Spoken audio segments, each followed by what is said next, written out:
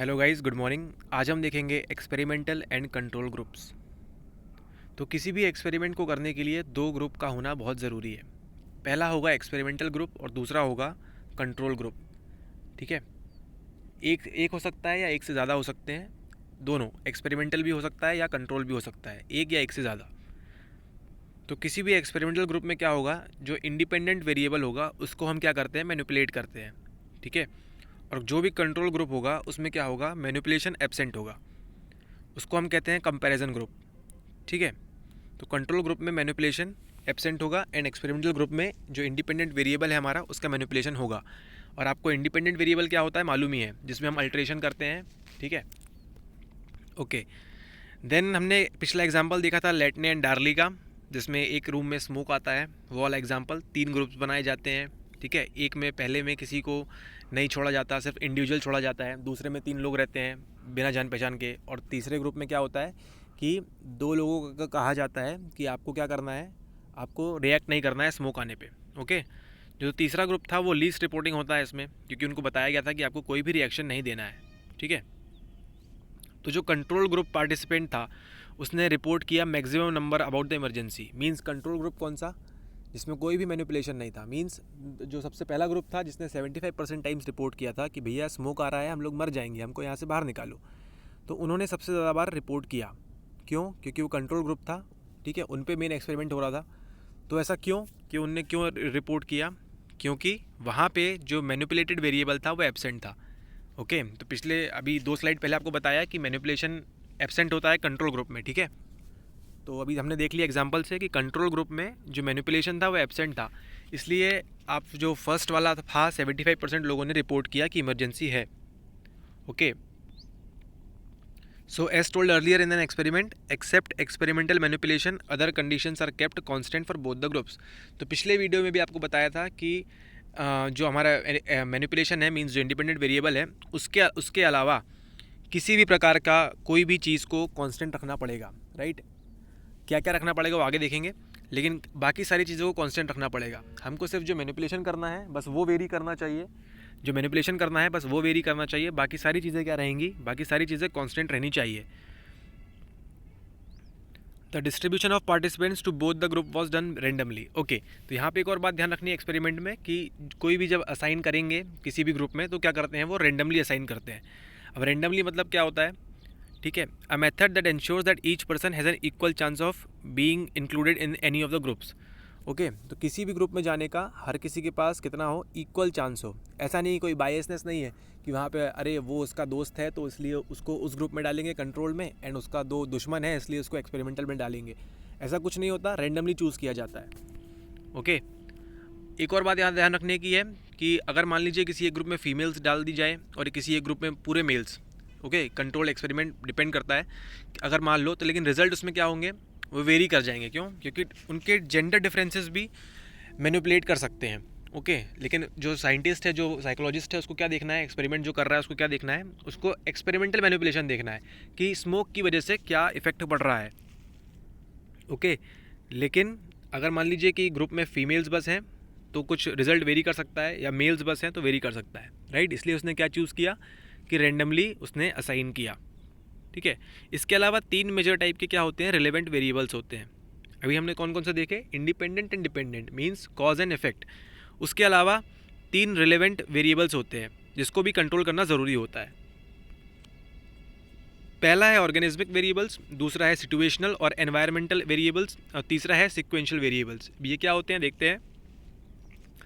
जो पहला है हमारा ऑर्गेनिज्मिक वेरिएबल्स, उसमें क्या होता है, एंग्जाइटी, इंटेलिजेंस एंड पर्सनैलिटी। अब राइट, ये सब तीनों चीज़ें, चारों चीज़ें जो हैं, और भी जो चीज़ें होती हैं, वो किस पे डिपेंड करती हैं, ऑर्गेनिज्म टू ऑर्गेनिज्म डिपेंड करती है। राइट, कि किसी की पर्सनैलिटी अच्छी होगी, कोई वीक होगा, किसी का इंटेलिजेंस काफ़ी अच्छा होगा, कोई किसी का आईक्यू लो होगा। राइट, कोई बहुत जल्दी पैनिक कर जाता है, एंग्जाइटी। तो इस तरह के वेरिएबल्स भी होते हैं।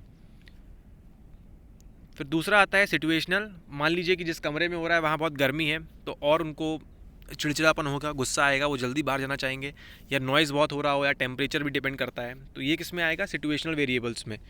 ठीक है, और तीसरा आता है सिक्वेंशियल में। जब क्या करना होता है, किसी भी पार्टिसिपेंट को बार बार उनको टेस्ट करना होता है। राइट, तो सीक्वेंस में जैसे मान लीजिए किसी ठंडे एटमॉस्फेयर में रखा, उसके बाद उनको और ठंडे में रखना है, राइट, फिर एकदम से गर्म में एटमॉस्फेयर में उनको टेस्ट करना है, तो ये भी वेरिएबल डिपेंड करता है, राइट। कोई किसी की बॉडी ठंडी एब्जॉर्ब कर सकती है ज़्यादा या नहीं कर सकती, ये सब चीज़ें, ये 3 वेरिएबल्स रहते हैं, ओके। अब इन सब चीज़ों को कंट्रोल करने के लिए कुछ टेक्निक्स होती हैं जो साइंटिस्ट या साइकोलॉजिस्ट या एक्सपेरिमेंटर जो भी कहें आप, वो यूज़ करते हैं, ठीक है।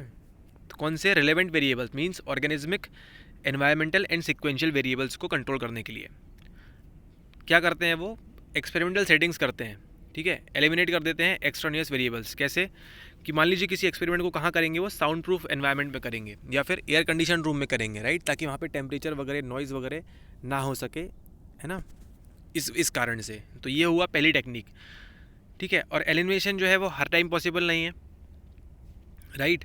सो कांस्टेंट एफर्ट उनको लगाने पड़ते हैं हमेशा, कि ताकि क्या हो, एक्सपेरिमेंट बाइज ना हो, राइट, किसी तरफ ज़्यादा झुका ना हो। तो कंसिस्टेंसी उनको मेंटेन करनी पड़ती है, राइट, क्योंकि एलिमिनेशन 100% एलिमिनेशन नहीं हो सकता किसी भी चीज़ का, राइट, ये उनको भी मालूम है और आपको भी मालूम है, ओके। तीसरी आती है to remove organismic variables and background variables, ठीक। Matching is also use. तो यहाँ पे क्या करते हैं, ये टेक्निक बहुत काम की है, मैचिंग का यूज़ करते हैं। मान लीजिए कोई रूरल एरिया से है, कोई अर्बन एरिया से है, किसी की कास्ट डिफरेंस है, किसी का सोशियो इकोनॉमिक स्टेटस डिफरेंट हो सकता है अलग अलग लोगों का, राइट, तो उनको भी ध्यान रखना पड़ता है। तो क्या करते हैं, वो मैचिंग कर देते हैं। कैसे कि रिलेवेंट वेरिएबल्स इन 2 ग्रुप्स, तो 2 ग्रुप में ऐसे बांटते हैं वो, ताकि इक्वेट हो जाए वो दोनों वेरिएबल्स, ठीक है, ताकि उनका डिफरेंस इतना समझ में ना आए। और उनको क्या रखना पड़ता है, कांस्टेंट रखना पड़ता है, ठीक है, बाय टेकिंग मैच्ड पेयर्स, ठीक है। तो अलग अलग कंडीशंस में उनको ऐसी मैचिंग की जाती है कि उनको जो भी बायसनेस है किसी भी चीज़ को लेके, urban area, rural area, caste, socio economic status, किसी भी चीज़ को लेके अगर कोई बायसनेस नहीं आनी चाहिए, इसलिए मैचिंग की जाती है। आपके काम का इतना नहीं है, लेकिन आपके काम का बस ये है कि मैचिंग भी एक प्रोसीजर है। तीसरा है काउंटर बैलेंसिंग टेक्निक। इसको यूज़ किया जाता है सीक्वेंस इफेक्ट को मेंटेन करने के लिए। कैसे, तो मान लीजिए कोई एक ग्रुप है, एक्सपेरिमेंटल ग्रुप, उसको दिया टास्क ए, राइट, और दूसरा है टास्क बी। तो क्या करेंगे, जो कंट्रोल ग्रुप है उसके लिए टास्क ए हो जाएगा टास्क बी वाला, ओके। ऐसे समझ में नहीं आएगा। सबसे बढ़िया एग्जांपल है इसका, आपका जो पेपर है, यूपीएससी क्या करता है, अलग अलग सेट देता है, set A, set B, set C, set D.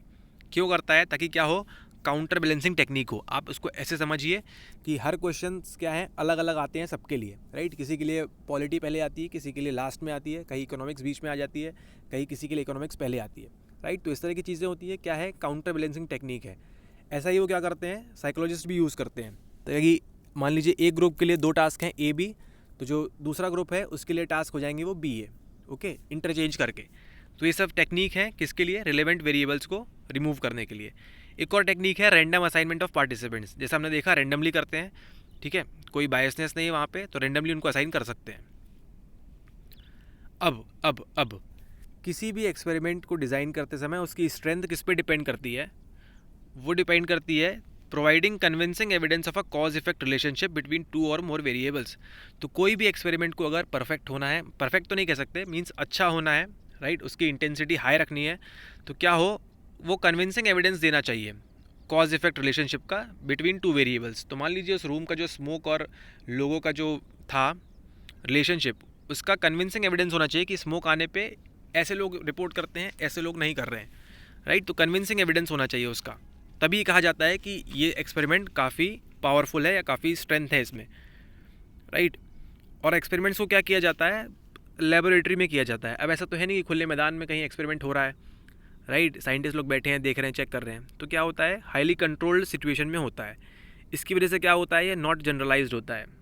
क्योंकि लोग बोलते हैं कि ये जनरलाइज नहीं है, मींस आप तो लेबोरेटरी में कर रहे हो, एसी में बिठा के, हो सकता है बाहर ज़मीनी हकीकत और कुछ हो, है ना। तो इसी तरह की बात है। फिर एक और इसका ड्रॉबैक है कि इसको क्रिटिसिज्म फेस करना पड़ता है, कि लोग बोलते हैं कि सर आपने तो इसको वहाँ लेबोरेटरी में कर दिया, अच्छे अच्छे लोग को लेकर कर दिया, लेकिन आप जब ग्राउंड लेवल पे देख रहे हो तो कुछ भी नहीं हो रहा है ऐसा।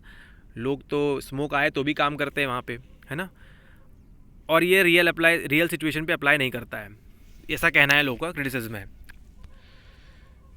देन अगला टॉपिक देखेंगे हम नेक्स्ट लेक्चर में। 10 मिनट का लेक्चर हो गया, लंबा हो गया है, तो अगले वीडियो में मिलते हैं, तब देखेंगे हम। एक छोटी सी वीडियो होगी वो, है ना। और बेसिक बाय बेसिक हम स्टार्ट चल ही रहे हैं, तो कोई दिक्कत वाली बात नहीं है।